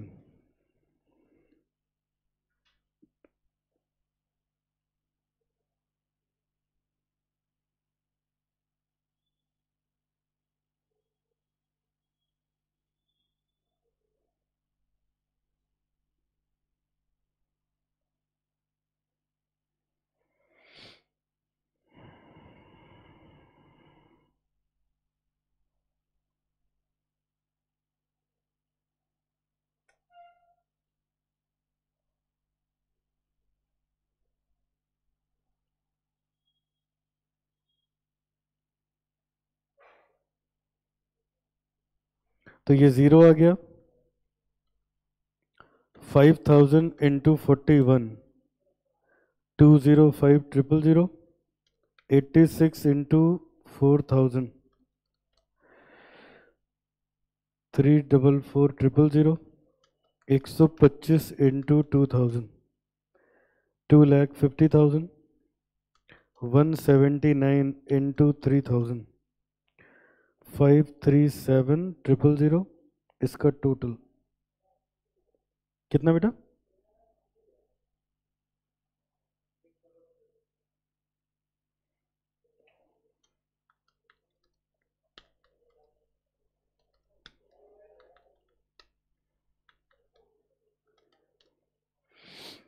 अमाउंट का टोटल कर लो कोई,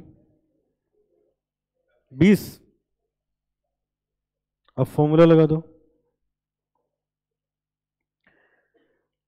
average due date equals to base date plus total of product divided by total of amount. Base date है 13 नवंबर 1994, 136,000 डिवाइडेड बाई 20,000, कितना बताओ? 13 पॉइंट, ये राउंड ऑफ कर दिया बेटा, 67 डेज अप्रोक्स। अब जोड़ो जरा, उसमें कितना दिन आता है?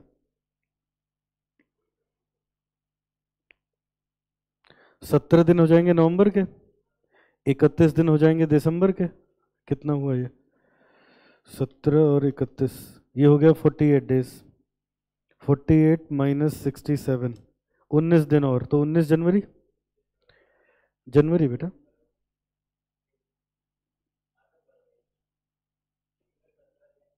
तो नालायक हो, 19 जनवरी आएगा, 19 जनवरी 1995।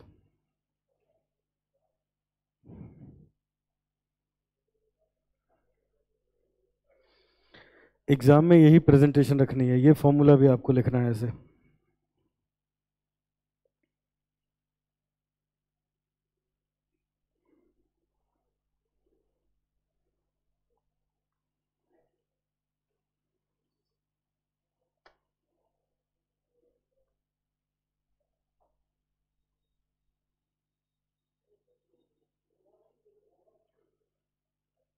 ठीक है आगे बढ़े, लिख लिया? अब ये देखो बेटा, एक तो ये क्वेश्चन उन्होंने एग्जाम में पूछा था। अब इसमें ऐसे लिखा है, देखो 10 अगस्त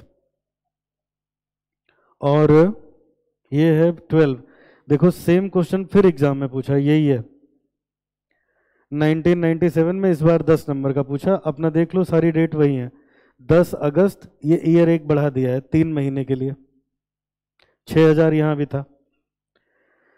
फिर दूसरा था उसमें भी 23 अक्टूबर, देख लो मिला लो 60 दिन के लिए। तीसरा था 4 दिसंबर, उसमें भी था 2 महीने के लिए। 14 जनवरी 60 दिन के लिए, मार्च, तो ये होमवर्क हो गया, 14 होमवर्क हो गया, सेम क्वेश्चन है।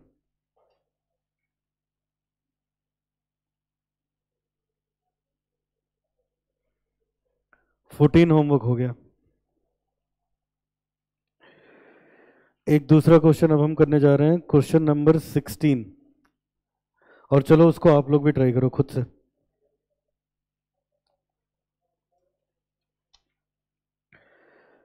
Question number 16।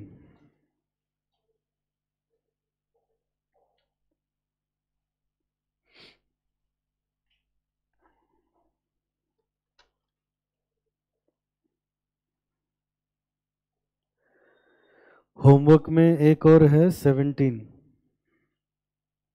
16 अभी हम करने जा रहे हैं।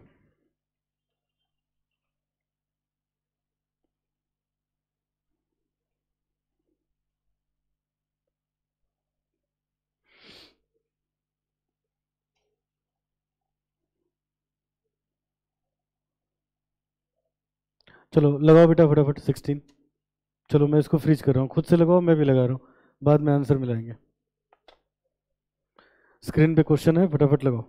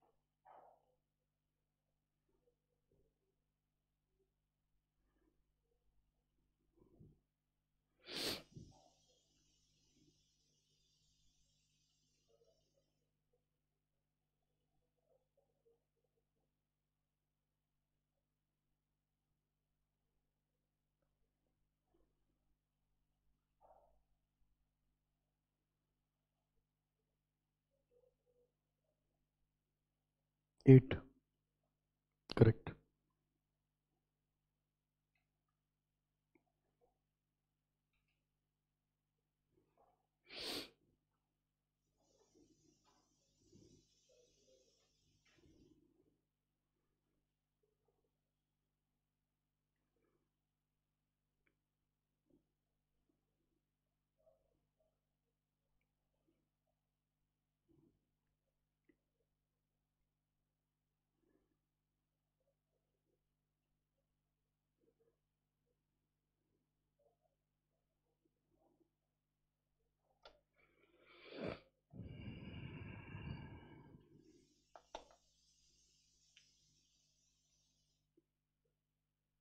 आया बेटा, आंसर है स्क्रीन पे, चेक कर लो।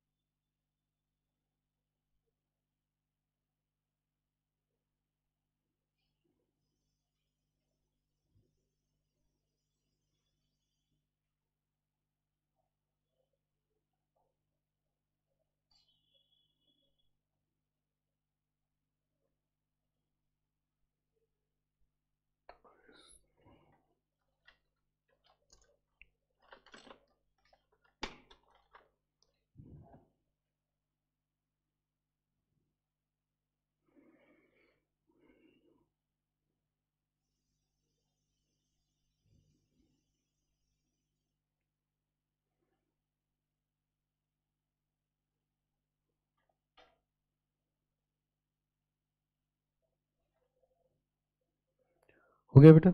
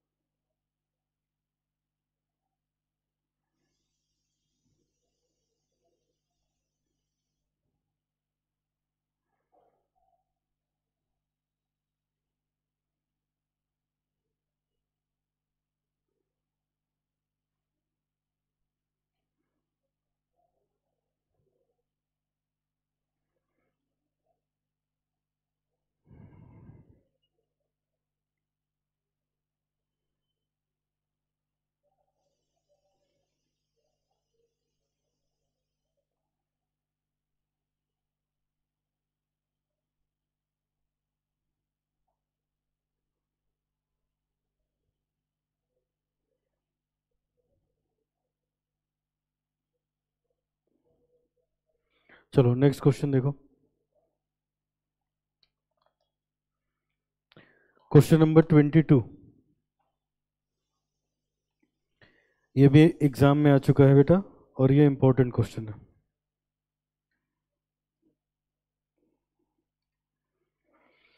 देखो वैसा ही है, ये बी का मतलब किसी क्वेश्चन का बी पार्ट रहा होगा। From the following detail calculate average due date. हमें डेट ऑफ बिल दिया है और ये टर्म दे रखा है, अमाउंट दे रखा है। आइए शुरू करते हैं। 29 जनवरी 2014, 29 जनवरी 2014, 10,000 एक महीना।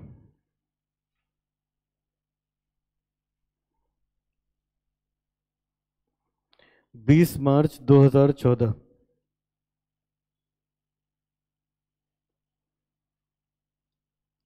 2 महीने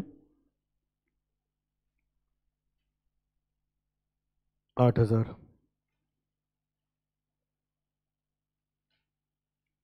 12 जुलाई 14,000 1 महीने।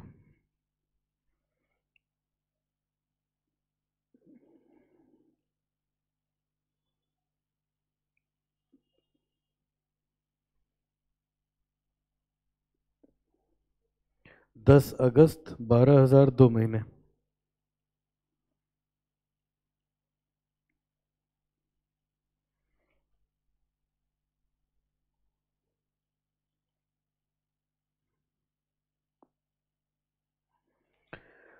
चलो अब ड्यू डेट काउंट करते हैं बेटा।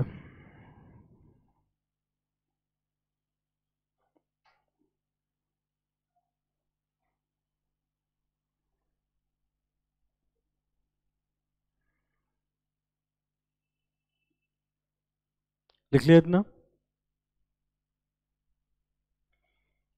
चलो अब सामने देखो, मुझे कुछ की पॉइंट्स बताने हैं।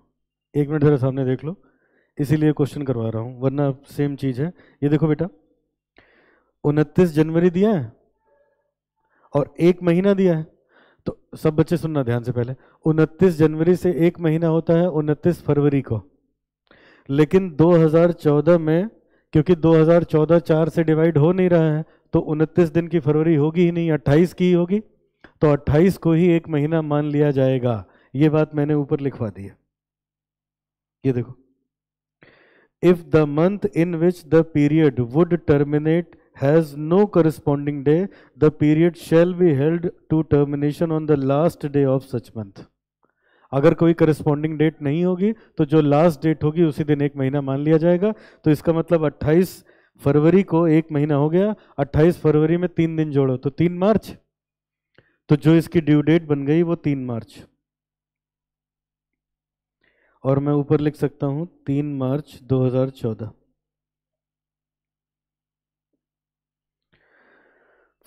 फिर 20 मार्च से 2 महीने, तो 20 मार्च से 20 अप्रैल, 20 अप्रैल से 20 मई, 20 मई में 3 दिन जुड़ गया 23 में।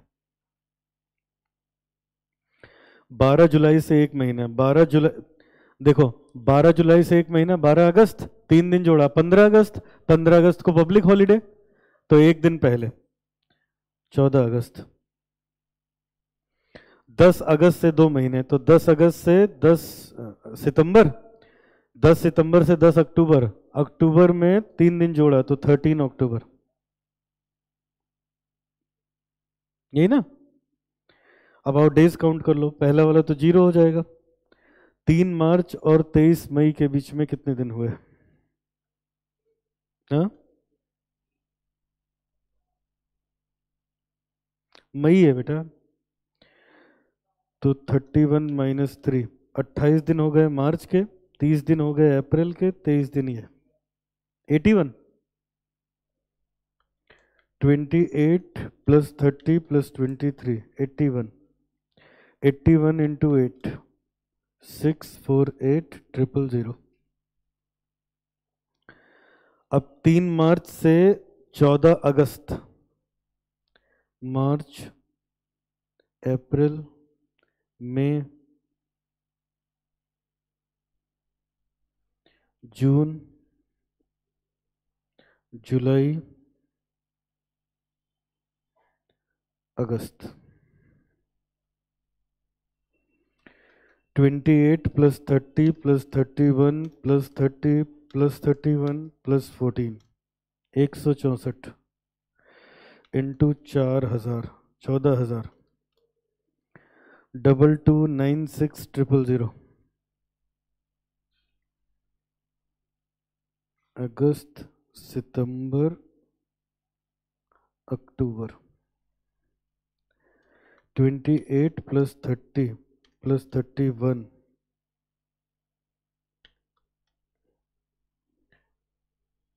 + 30 + 31 + 31 + 30 + 13, 224। 262888,000।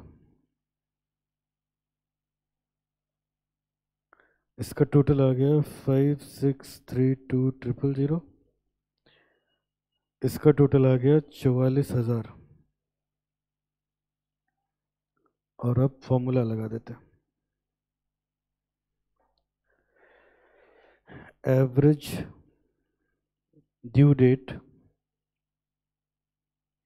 Base date plus total of product divided by total of amount। Base date हमारी है 3 मार्च 2014। प्रोडक्ट का टोटल आ गया 5632,000। ये आ गया 44,000। 3 मार्च 2014 ये कितना आ रहा है बेटा? अप्रॉक्स किए हो कि एग्जैक्ट है? तो ऐड करो अब जरा। 3 मार्च में 128 दिन,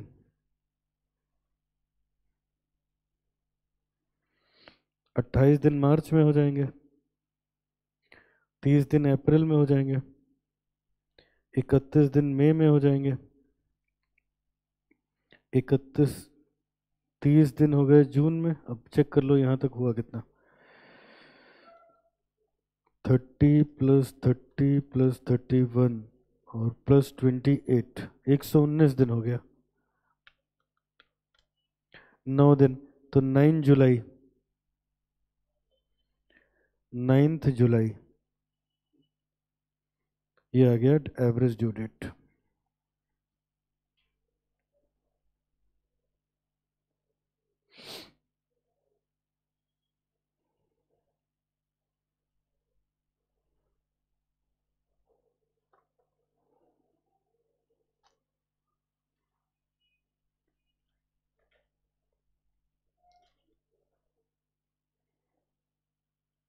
ठीक है बेटा, हो गया। एक होमवर्क और ऐसा ही बिल्कुल है, यहाँ ऊपर लिख रहा हूं मैं। Question number 25।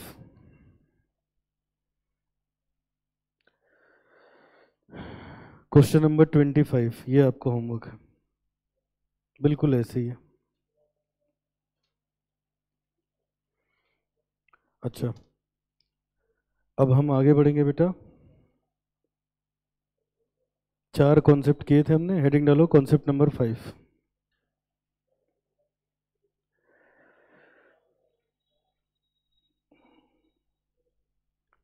Concept number 5। अच्छा एक बात बताओ बेटा, सब लोग इधर देखो। जो अभी क्वेश्चन फिनिश किया इसमें एवरेज ड्यू डेट क्या आ रही है? 9 जुलाई। मान लो इसी क्वेश्चन में लिखा हो कि क्लाइंट कह रहा है हम तो 31 अगस्त को पेमेंट करेंगे, तो अगर वो 31 अगस्त को पेमेंट करेगा तो उनसे 44,000 तो लेंगे ही, क्योंकि ये तो उधार दिया है। इसके अलावा ब्याज भी तो लोगे। कब से कब तक का? फ्रॉम 9 जुलाई अप टू 31 अगस्त। अब यही मेरा अगला कॉन्सेप्ट है। आगे के 2-3 क्वेश्चन जो हम करेंगे उसमें एक डेट दी होगी कि क्लाइंट इस डेट को पेमेंट करना चाहता है, तो हमें इंटरेस्ट वहां से लगाना होगा जो ड्यू डेट आएगी। समझ गए ना? एक अगर कर ले जाते हैं तो उसके भी 1-2 क्वेश्चन आप घर पे कर सकते हो। चलो लिखो जरा, कॉन्सेप्ट नंबर 5 में लिखिएगा, calculation of average due date and interest when payment is made at a desired date of customer। अगर कस्टमर की डिजायर्ड डेट पे कैलकुलेशन होगा तो लिखेंगे interest is calculated as total of amount into rate of interest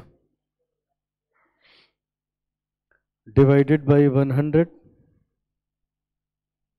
into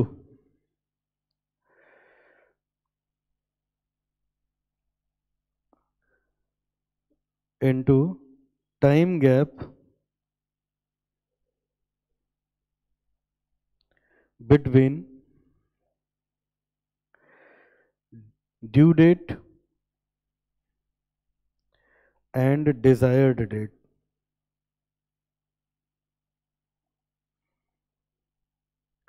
Divided by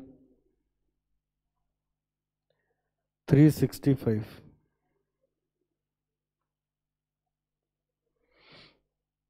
interest ऐसे निकालना होगा।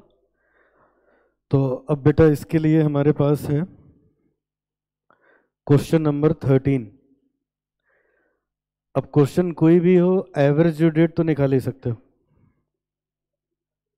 चलो फटाफट क्वेश्चन नंबर 13 शुरू करो। Question number 13,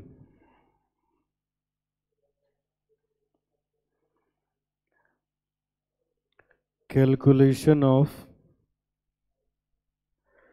average due date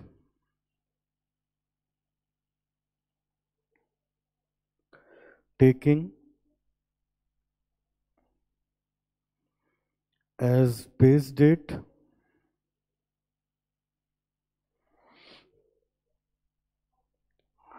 और हमें इस क्वेश्चन में डायरेक्ट ड्यू डेट दे रखी है, तो आधा काम तो वैसे इजी हो गया।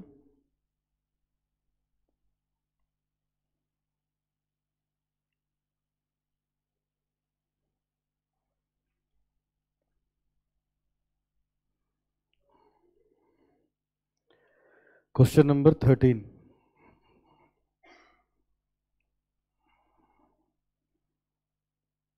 ये रहा। अब देखो लिखा है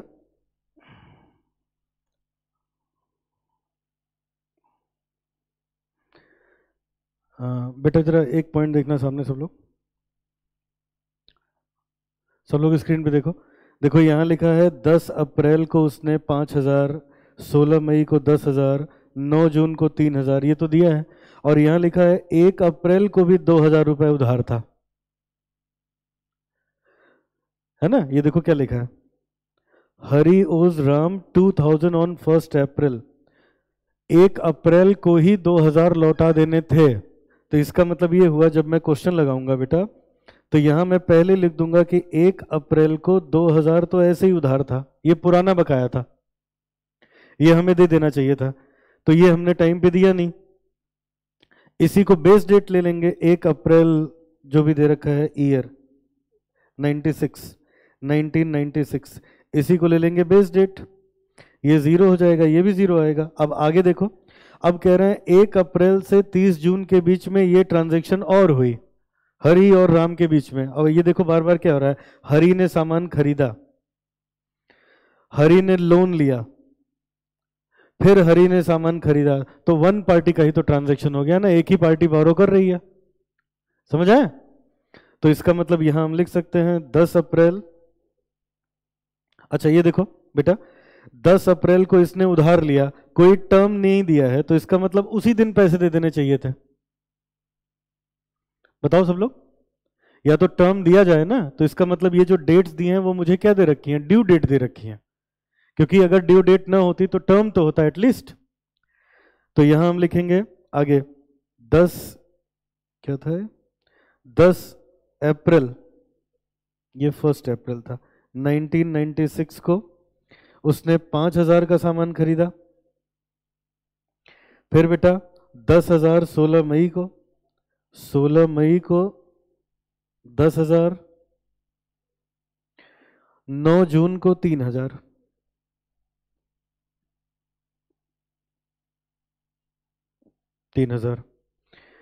अब 1 अप्रैल और 10 अप्रैल के बीच में 9 दिन होते हैं, 1 अप्रैल और 16 मई के बीच में, अप्रैल के हो गए अपने पास 29, 29 और 16, 45 डेज। और 9 9 जून हो जाएगा 69, मल्टीप्लाई कर लो, ये आ जाएगा 45, ये आ जाएगा 4,50,000, 69 इंटू 3000, 207,000, इसका टोटल 702,000, 13 और 5 18 और 2 20,000, ये आ गया। अब अगर यहां से हम एवरेज ड्यू डेट निकालें तो ये आ जाएगा base date plus total of product divided by total of amount. Base date है 1 अप्रैल 1996, 702,000, 20,000, 702,000 प्लस डिवाइडेड बाई 20,000, यह है 35.1। तो 35.1 को कितने दिन लोगे? नहीं बेटा, 35.1 तो 36 हो जाएगा ना। 35.1 इसको ऐसे लिख देते हैं, इक्वल्स टू 36 डे अप्रोक्स।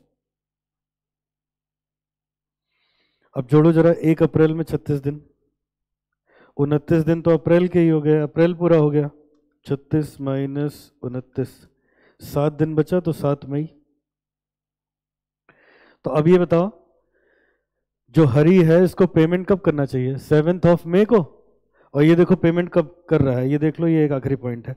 अब कह रहे हैं ये 30 जून को पेमेंट कर रहा है, तो अब क्या होगा, इनको 7 मई से 30 जून के बीच में 15% का इंटरेस्ट पे करना पड़ेगा। क्यों बेटा? और निकाल लेते हैं। तो इंटरेस्ट हो जाएगा 20,000 पे 15% के हिसाब से कितने दिन का बेटा?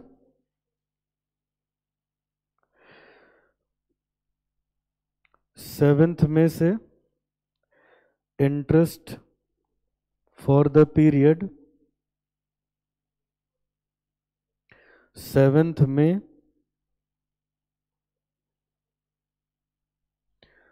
टू 30 जून,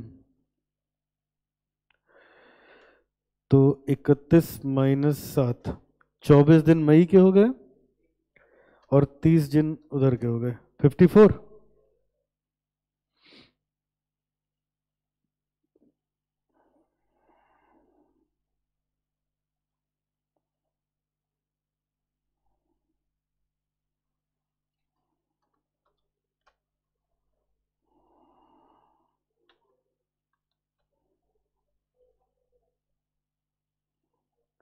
कितना?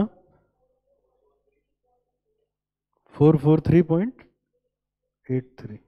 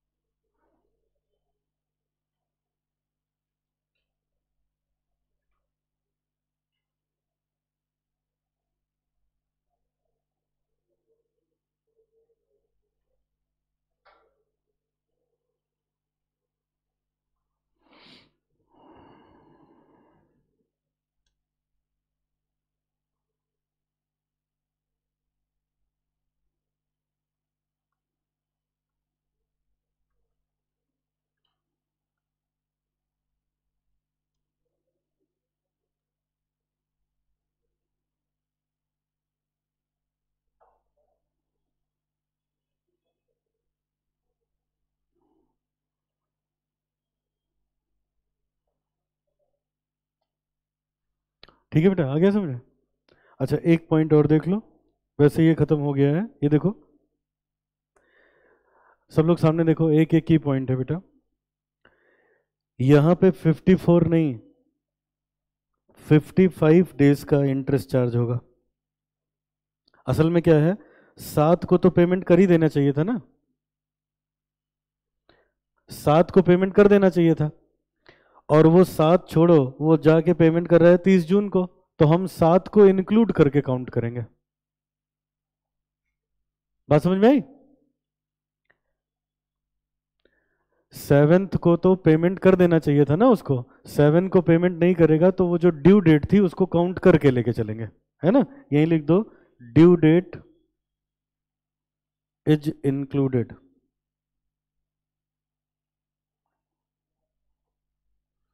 नहीं तो एक दिन के इंटरेस्ट का नुकसान हो जाएगा। अब देखो कुछ बढ़ेगा ये 2-4 रुपए।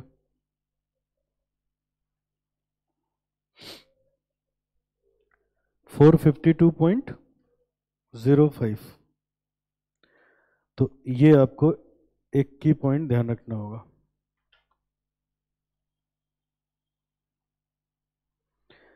और बेटा एक होमवर्क और हो गया, बिल्कुल ऐसा ही है, क्वेश्चन नंबर 15।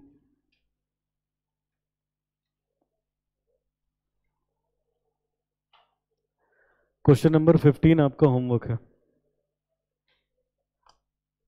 ठीक है? चलो फिर आज यहीं तक, बाकी नेक्स्ट क्लास।